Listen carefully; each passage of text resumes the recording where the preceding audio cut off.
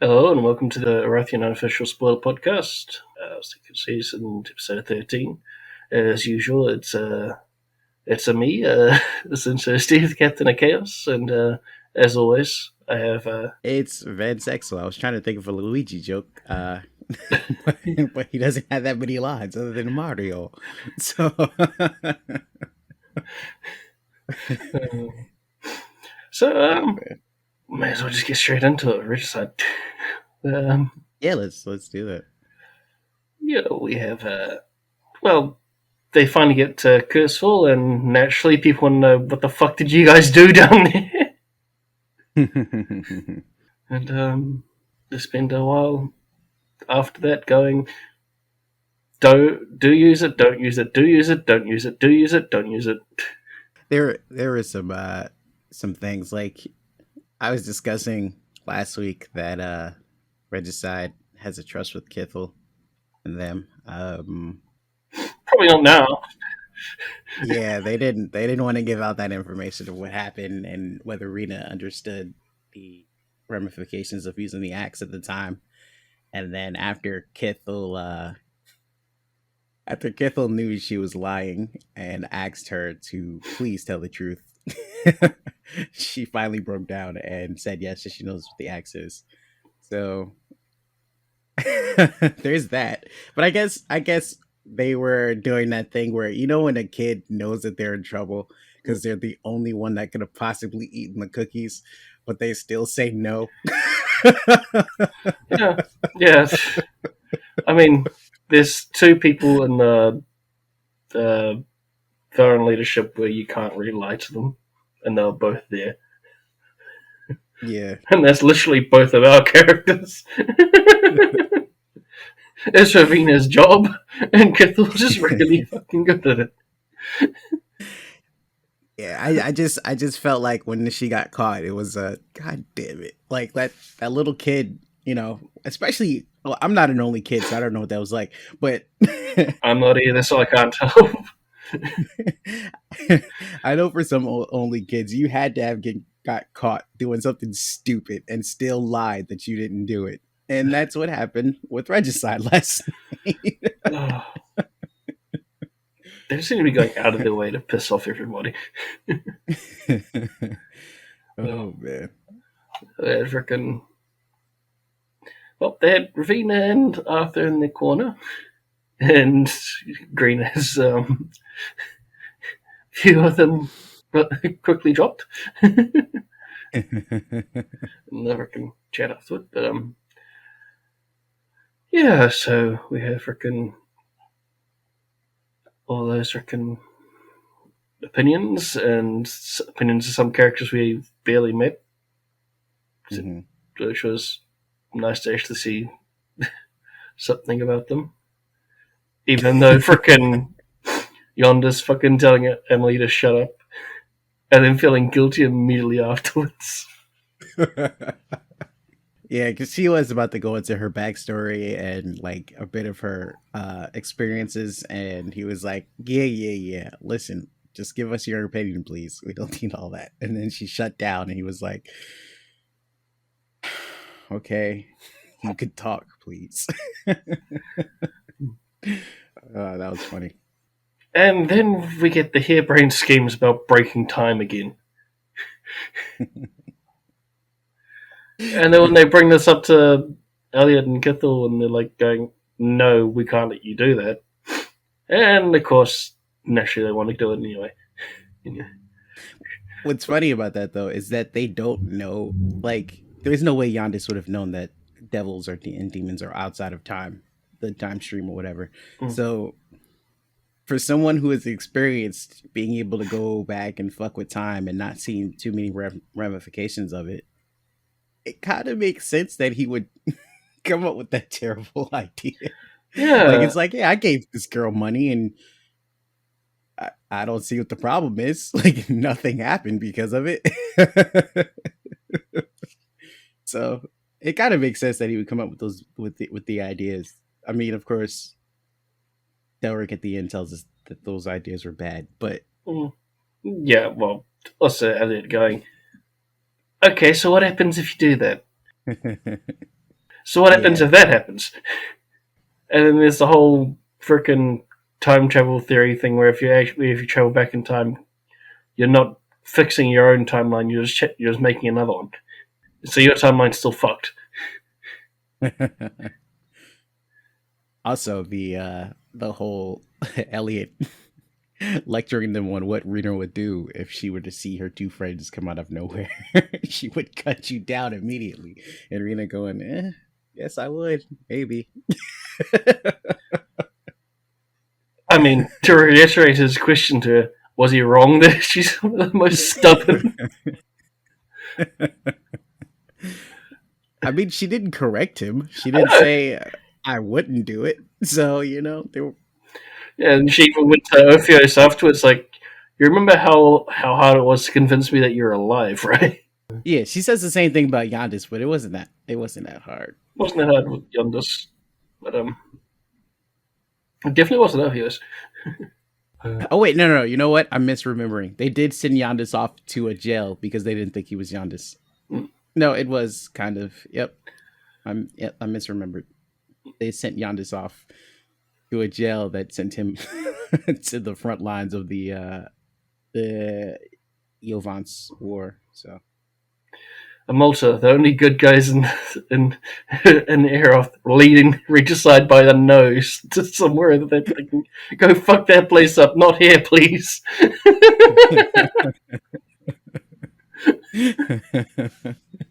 like you were saying before, though, about the time thing, Yandis decided to tell them Elliot and Kithel his idea after Rena ended up accidentally using one of her wishes to.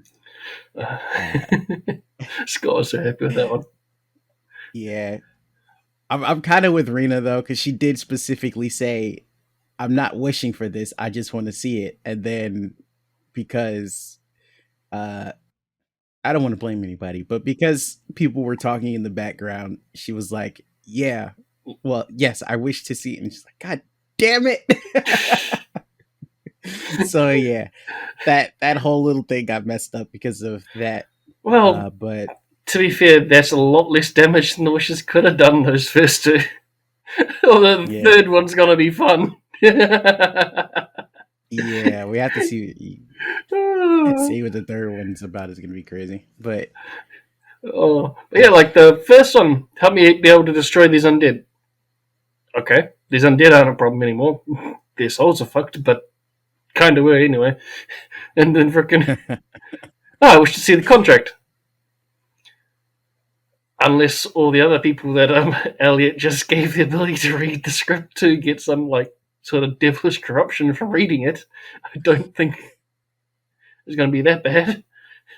But the third one, that she ran away from yeah, the castle, that Ophios. Ophios tried to stop her running away. Even Yeah. through the challenge glove. He's thrown the challenge glove at everything and it's not worked. He needs a higher DC roll, man. But no, it's just like you got pissed because she used the luck dice on him too. And she's just like, you used the fucking item on me. Of course I'm going to use a luck. But the luck, she didn't even need the luck dice. He ended up giving that back. Mm. But yeah, that was crazy. Mm. One thing that I was like, oh no, I don't know what she did, but yeah, her wish for that third wish was she wishes that Elijah was his best self, and Yeah, but this is by the devil's definition. I was like, Rena, that's way too vague, Rena. But I think she kind of out of character did that on purpose to see what Scott would do with it, rather than because it sounds like a fun plot point. Oh yeah, all of a sudden there's a new devil in the middle of Malta.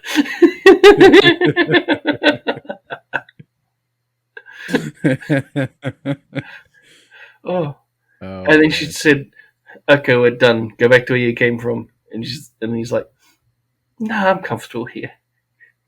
That was all fun. But Yandis has explicit restriction under the rule of the Valorant that he is not allowed to go ahead with that plan that he has came up with at all. Yeah, I mean, you're going to get more of those freaking bean things. You're going to get more people killed than have already died Yeah. from all the freaking emotes exploding. Freaking, and all the devils popping up. Yeah, devils, elementals, time. All I have to say is that I think there's going to be a couple people saving up for something if they do end up destroying Valor in that way. Yeah. At the end, and I was telling Steve before we started, I could not understand Scott the entire time he was on voice mod. That thing just kept cutting out, and I was like, what is he trying to say? And I understood the gist of it was that he was offering her uh, the ability to become a tiefling, but Or a really I strong don't version of know. a tiefling or something, I'd assume. But yeah. Yeah, it was something because I was like, wait, what is he talking? Like, she's just saying yes and no. From my point of view, it was garble, garble, garble. Would you like to become stronger? Garble, garble. I was like, Row, row. Row, row, row, row, row. I think I know where that show's from. but he created Hellfire, and Rena plans on making a new weapon out of it. Mm-hmm. Uh, Showed up that'll 29 be and some Scott money. was like, anyone got enough for a penance? And me and Naga are like, nope. I genuinely didn't. I think Naga didn't either. But, There is some there's some interesting plot points from this episode that are coming up. oh yeah. We'll, we'll have to see. And the thing is, though, that before they were supposed to finalize the plan and talk to Elliot and Kithel, Ovios was supposed to go see Snaga, but that never happened probably because he understood that he wasn't going to get to talk to Snaga, and it has only happened like once or twice. Mm. Luckily for him, but yeah. Yeah, yeah. It's nice to see that there's a spectrum of opinions and idea. Mm. Yeah. Although it's funny that the Regicide thinks Valorant's in charge of all idea.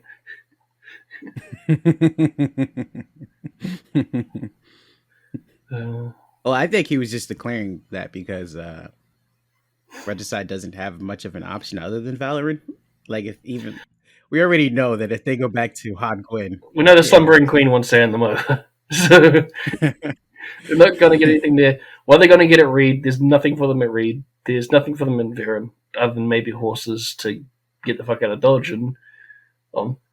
If yeah, they get to the Shiv, they're just going back the opposite way. I sure as fuck hope they don't go to Drestone, but I don't think they're going to be going west anytime soon since they can't teleport. Fallen's got nothing for them. Herad's got nothing for them. It really just leaves Valorant, and they're just pissing off Valorant.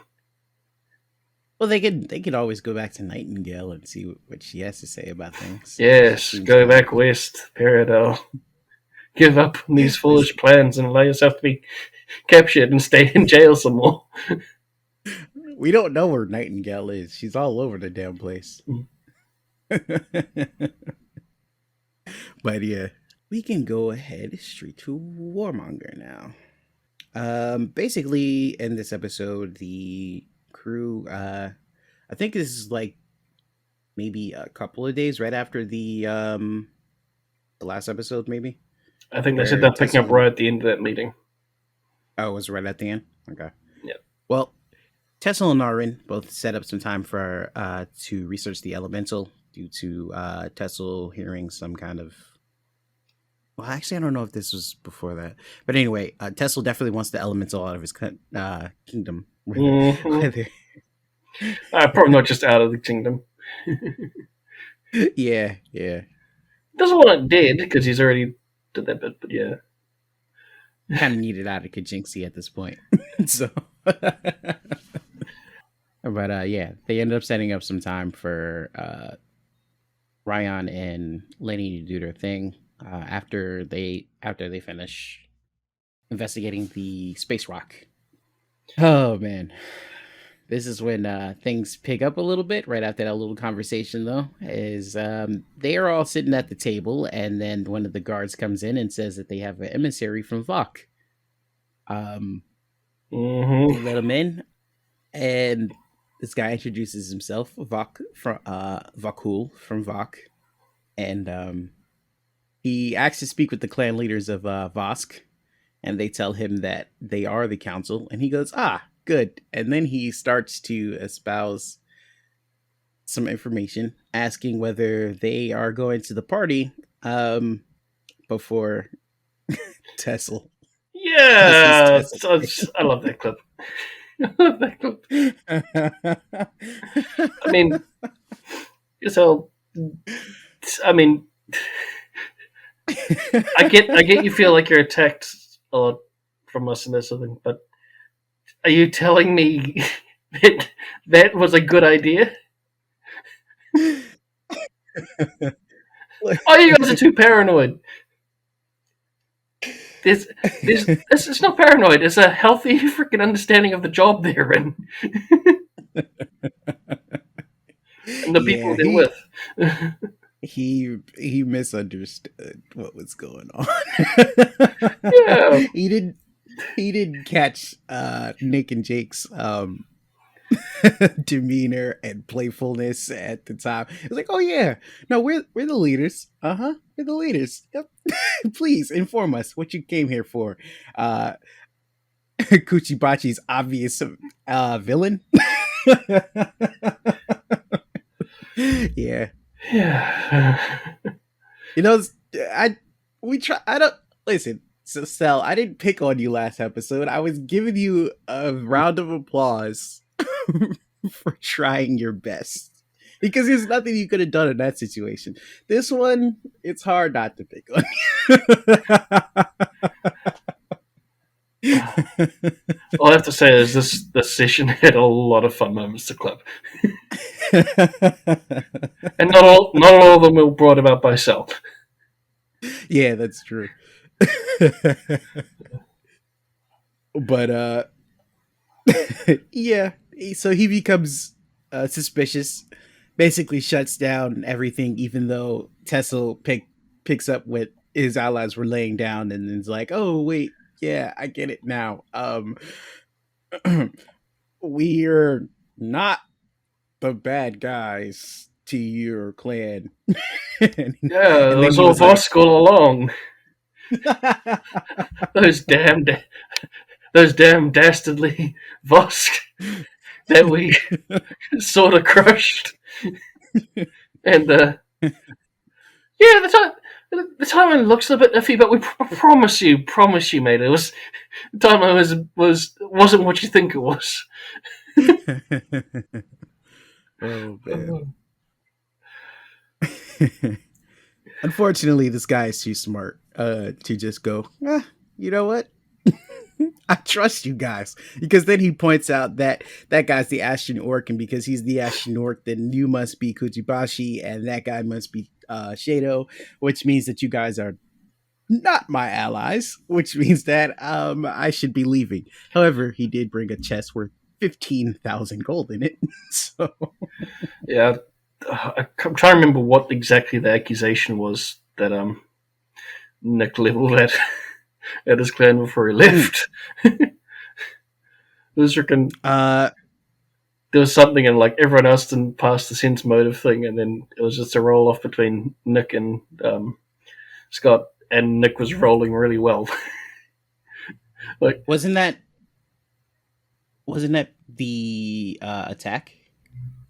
Like he was trying to hide off the fact that the attack. No, it was something. The Vosk side was lying, and Nick was using sense motive. Oh! That is that's the fact that he was trying. So what happened is before he left, Nick figured out that he was coming here to hire. Oh right, somebody. To hire most likely the Thundering Hammers to attack Kuchibashi while they were Make it a triple prong attack instead of two. Oh yeah. Yeah, and he figured that out, and the guy gave a sly little smile and was like, "I have no idea what you're talking about." Yeah. And then it ended up being Scott rolling a 22 and Nick rolling a 24, and oh yeah, you're all luck. You're all luck. I'll roll my thing afterwards. You got a 4 on the luck dice. And it was like, well, shit. I can't beat that. Yeah, it was basically, well, that's not his exact plan, but you're close. Yeah. You're in the correct ballpark. Yeah. Just outreach your hand a little bit more and you caught the ball. Yeah. But that's when they begin the speculations. Okay, well, they think that Vosk attacked them, and yet they bring gold and plans, and that's when Varix gives Tessa a lesson about diplomacy and how things work. That was kind of funny. Yeah, especially coming from Varix. Yeah. Honestly, instead of all the coughing fits, I really just imagine Varix just stomping really hard on Shadow's foot.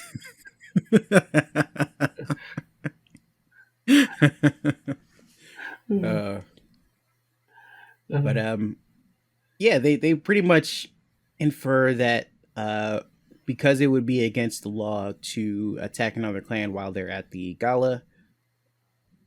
Oh yeah, we also know that Vuk, I think Vuk was also going to the gala. I think at one point. Right. Yep. So here's a little bit of a reprieve. It's just the other one. We don't know if the other one's going anywhere. Oh yeah. Because there's two north of Kuchibashi, and one of them's going to the party. We don't know what the other one's doing yet. The gold clan, right? The Wolfmar one. Gold one's Shadow. He just negotiated with Decision. Yep. Wolfmar. They're able to speculate basically that they were going to be attacked on the road because it's illegal to attack, and Vok is probably trying to stay in the good graces of the clans to the north. So there's that, and then they end up also discussing gifts to bring to the north and how to show their solidarity to the clans in the north, so that there would be, I think, what's his name?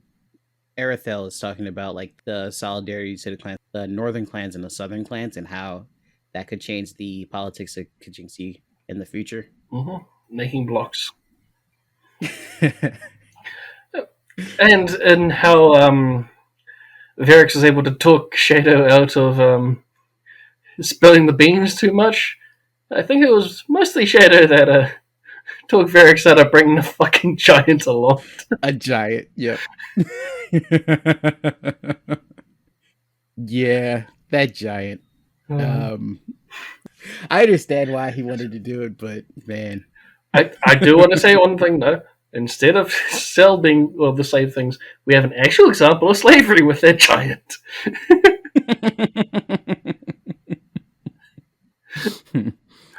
So for all the memes of Cell, everyone might want to look to his neighbor to the west.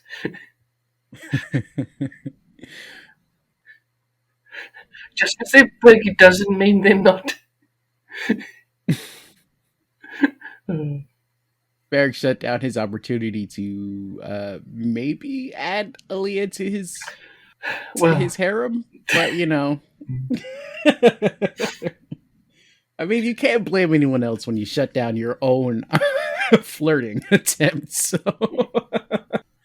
Oh man, no new branch of the Dinsho family. I see. Hey, it would make stronger ties in Shadow, right? I don't know. I think it might be counted as stealing his advices, like Jake's always trying to do. She doesn't have to leave Shado. She could still be part of Shado, and it could be the unifying factor. I mean, they still have the slave thing going on. So, we have married into Shado, everyone. we, we are indeed moving on up. Oh man. Anyway, the next thing is the Shadows rules. So. Where he does diplomacy with a clan to the north of him, Gold Clan, I think it was, who are a quarrying clan. Went through a number of name changes, but settled on Clan Skull. Really should be a clan with skulls now. Just saying.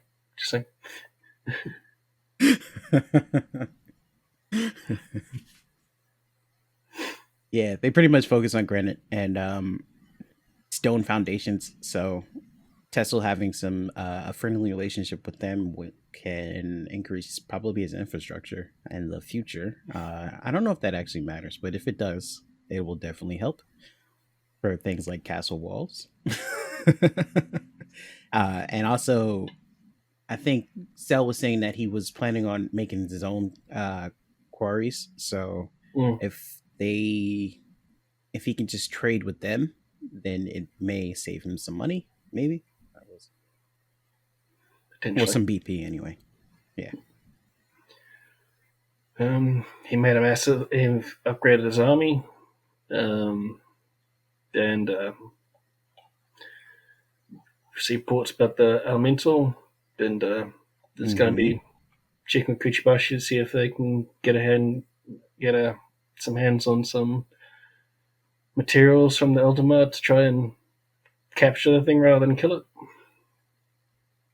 I believe that was where that bit went to.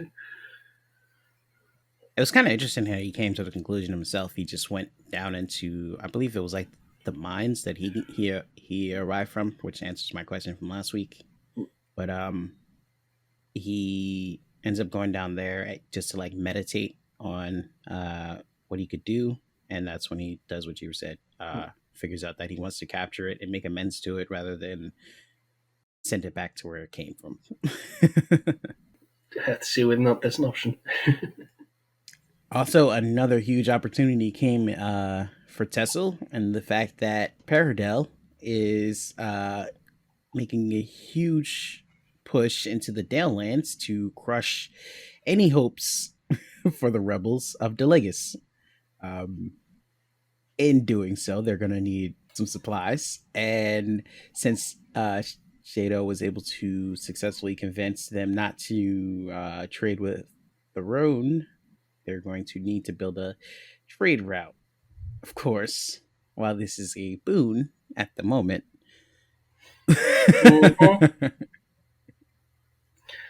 Yeah, being friendly with Paradise is never a good idea.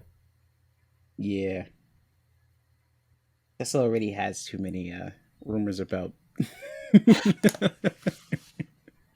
I mean, would it be so wrong as to view it as, okay, he's happily killing his fellow Crook, and he's really friendly to Peridot? I wouldn't be surprised if his loyalty was actually like the Northern clans, like, what the fuck's going on here? Like, you're rushing into combat with freaking your fellow Crook either in Barrowlands or in Conjixi, and you're so hesitant to do anything with Peridot other than trade and be friendly with them. Do we need to take our lands back?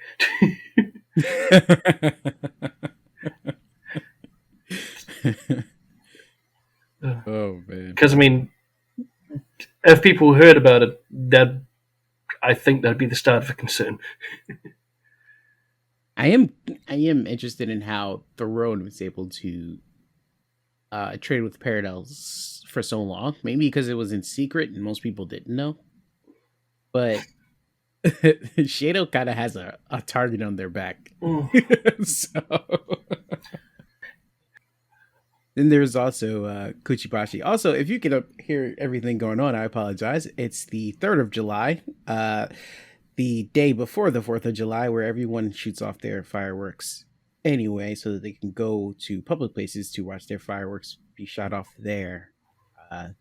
So there will be Um, loud explosions in the background. I am not being shot at. I can't hear anything on my side, but it's fair to say that if you check out the Not So Serene channel in Discord, where Anna just placed a little thing saying, for someone somewhere in America, today will be the last day they have 10 fingers.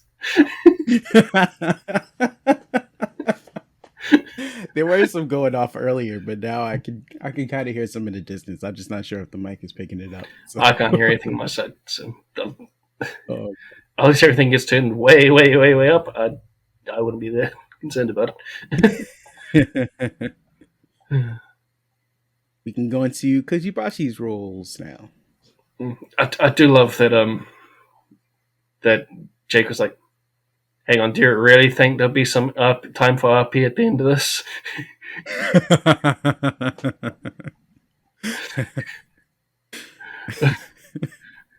Because there wasn't. Oh man.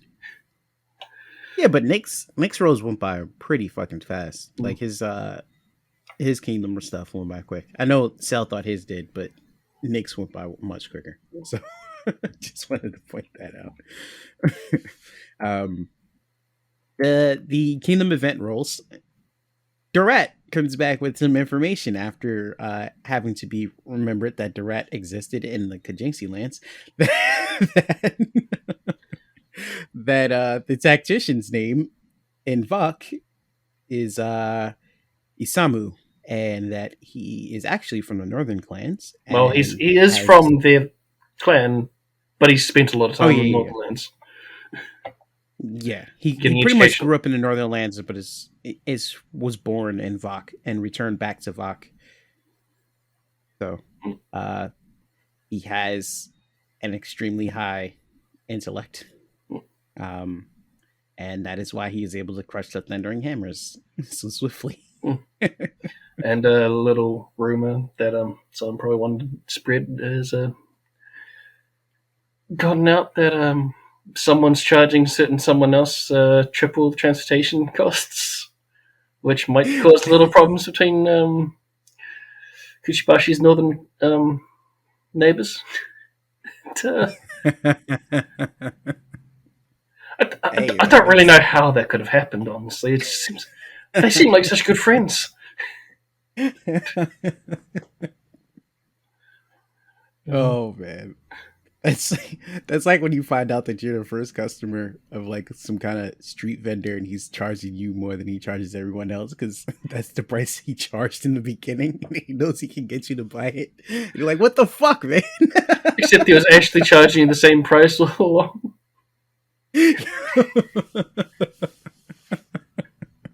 What the fuck, man? What are you talking about? Oh man. Yeah, that's a good way to cause a rift. Yeah. And we have them getting a white tree from the place that are making all those friends with all those little fairies and that sort of thing, and they went and stole one of their trees. And who knows what else? Yeah, I was gonna put down that there were casualties, but I decided not to because it's assumed that there were casualties because Narin just sent someone into the forest to cut down a tree that he was explicitly asked not to cut down. Yeah, and winter, where all the Fae are a lot more bloodthirsty. So of course there were casualties there. And I think it's next month he's going to be having Eric research the tree while giving off half of it to the northern clans as a quote unquote gift to the ones who are most amicable with him. So yeah. So what happens and none of them are? That's when you just throw it in the middle of the room and you go, you guys figure it out. And they just throw it back at you. I mean, you could easily just give them all a six of that half.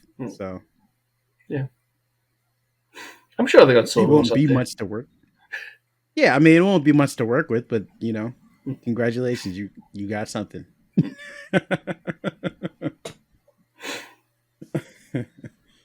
Oh man. But yeah, so we had two fun little clips of before we go further, before we leave Warmonger, we had two fun little clips where we have Cell going into descriptive detail of the shaft and head of a spear, and then we have one with Scott saying that he's got a Nerf potion gun which he's pointing at his mouth and cocking it like a shotgun in front of his mouth in front of the camera. They're in clips if you want to see them.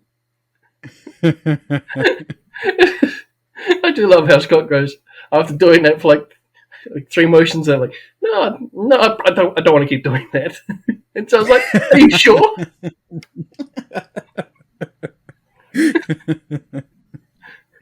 I think I missed that. Can you do it one more time?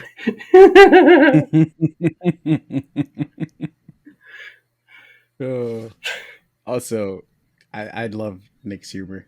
Um, I've wrote it down in multiple of my notes. I don't say it enough. I just love with the cell The on as well. It's Scott goes, leave it alone. Because you know that humor was going to come through. Oh man, Oh. that But was so good. I think that's all we had for Warmonger. Yeah, after next session, we're jumping into season 2 of Warmonger, the Just the Tip season, as Nick pointed out. But yeah, so we have In-Clime, where it's wasn't really that much to talk about, other than like because there's a big combat in it, which I mean, you don't really need to go all the into things. So we did have Oh, oh, no, I was just gonna say there were some funny things in there. Um, this week, Tethys meets up with a few of the tribe members that he met. One of them being one of the popular, one of them supposedly being one of the popular names in the correct culture, Tony. hey Tony. I just love the between this point and the end. Where, like sales reaction, like what the fuck? He told me his name was Tony. I really also loved how Cell played up the like how he was much closer to the orc than he actually was. Like, hey, Brad, hey, man, let's just not judge each other. We're both cool like that, right? Like we're both cool people, right? Yeah, it has some information and critically failed. There's no Yeah, there's no critical fails in this one, but there's still I think it was a 1 or 3 ended up as the result. yeah, he got a 3. And so well, there's a tribe over there that you know that much. You don't know anything else though. Yeah, this so basically there's a lot of explanation about the barren lands and how treacherous it is to traverse uh, in the barren lands, Hmm. um, and they get attacked by some very, very, very strong orcs. Yeah, I wonder where those came from, and it wasn't me this time. Yeah, and Scott was bemoaning the fact that he almost had a TPK. the the combat was interesting. Galen pretty much is the one doing damage, the only one doing damage at long range because he actually bought a bow, and Vigo and Tethys Also are putting trying to. the hurt in with added psychic damage. Oh yeah, yeah, yeah, of course. But Vigo and Tethys are trying to get close enough to attack, but of course they're getting attacked with the bows that we find out you need you need 20 strength to even fucking shoot off. So Yep. so yeah, they get hurt a lot. But actually, Vigo comes out on top. He survives the longest, first of all, but he ends up taking down most of the orcs, even though we have to give everyone else credit because they did do damage. Galen actually killed one. Yeah. The freaking Sonic arrow thing did it. Don't know if Tethys did or not, but Tethys basically just sucked a bit of it for Vigo. Tethys played healer. Yeah. He had to. Otherwise, we would have lost Galen this episode. So, which would have been weird because then Galen would have died in an episode where, no offense to Cell, but the whole party, the whole actual party isn't there. Yeah. Get like, yeah, and so Vigo ends up winning by using his mutagen to transform and bite and rip and tear and that sort of thing. And Tethys' buddies are watching. And everyone gets back up. The Galen requires I think it was 3 or 4 potions to get back up afterwards. Yeah, it was a lot of potions, dude. Yeah. And so it seems the Barrenlands are familiar with lycanthropes. So there's werewolves in the Barrenlands. I wrote that. Apparently there are lycanthropes in Aurora. Yeah, particularly in the Barrenlands, because the Barrenlands know what the fuck they are. We also had there's also a bit in there where they were Scott actually named the moons, and Vanadis is the one that's connected with lycanthropes and it's the smallest one. Yep. I would remember the other ones, but I yeah, I did write those down there. Yeah. My bad. That's my fault. But it's towards the end of the session anyway. We also find out that person's name is not Tony, but it's Geeka. So there's that. Yeah. I was just gonna say that due to the Barrenland, not the Barrenlands, but the tribe members' help, Vigo learns how to make a natural healer's kit using dirt, mud, mushrooms, maggots, that kind of stuff. We don't know what the effects are going to be, if any, on Galen. And did they use him on Tethys? Probably would have, because they're both injured. They're still both. Okay. They were brought back to consciousness with the potions. Yeah. But yeah, he was saying because of the corrupt blood, that there might be a side effect, but we'll have to see. What? There's a side effect from the alchemist healing? Especially when they're specialized in mutagens? Perish the thought. Of course, there'd be nothing but purity. Oh man! Don't worry, that hair growth's natural. No, your eyes are supposed to look like that. No, you always had teeth that big. What do you mean? I thought you could always see in the dark. You can. Oh, you always make noises in your sleep.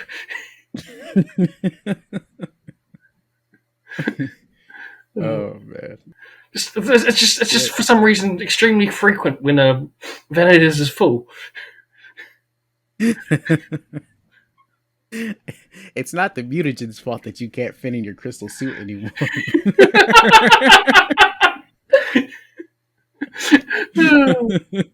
You're not training as much as you used to, okay, Gal? That's the problem. Oh man. Okay, what's actually abnormal now is your diet's increased. Maybe you need to cut back a bit.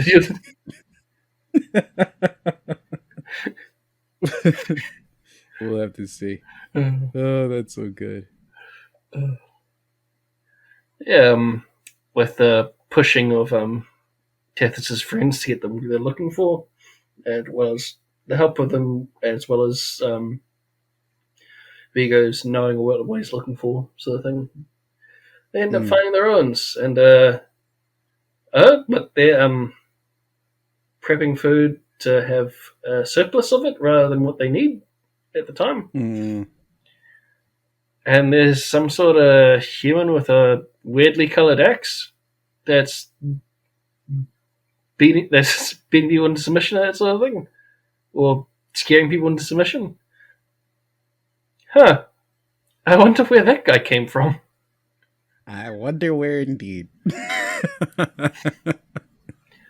This dude shows up in the Barrenlands and has over 100 to 200 Karuk working for him.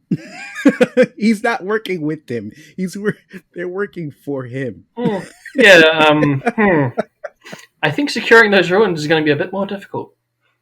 Just a hunch. Just an odd feeling, you know. I was just trying to say how badass Lord Graves is. You know, we don't like him for the reasons that a deer doesn't like him, but this guy shows up in the Barrenlands basically with nothing other than a weapon and some armor, and has Karuk working under him. Yeah. just no boots, because Jake was rather specific about that. Yeah, no boots. You know what? The no boots part might have actually gotten him good with the other tribes. They looked at his feet and they're like, "Oh, he has no shoes like us." We haven't asked Serene to make anything canon for a while, but the no boots thing's always a nice one. Oh man. So we'll get to see how that plays out a little bit. But yeah, Lord Grace is a badass. Yeah. And that's pretty much it. Yeah. This will be going out on the 4th of July, so enjoy your holidays to the people who listen to it then. If you celebrate it, it is an American holiday. So for everyone else, happy Sunday.